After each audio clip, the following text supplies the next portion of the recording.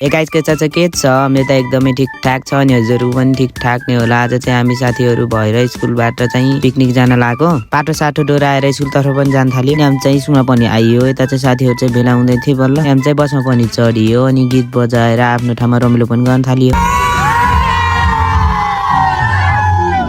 अनि फाइनल्ली हामी चाहिँ पिकनिक खाने ठाउँमा पनि आइयो। यता चाहिँ मन्दिर थियो जो रमाइलो र एकदम राम्रो थियो। अनि हाम्रो नास्ता चाउचाउ र चिउरा पनि आयो। अनि हामीले चाहिँ नास्ता पनि खान थालियो। अनि बोकाले मारेर हानेर पिस पिस पार्न थाल्यो। देख्न सक्नुहुन्छ सरले र अरु साथीहरुले चाहिँ काट्दै हुनुहुन्थ्यो। अनि यता चाहिँ अर्को सर र अरु साथीहरुले चाहिँ अन्डा बडी बनाउँदै हुनुहुन्थ्यो। अनि यसो रमाइलो गरौँ न त भनेर सरलाई बोलाएर गीत बजाएर झम्का झम नाच्न थाल्यो। जेसो तिनै रमाइलो भएको थियो।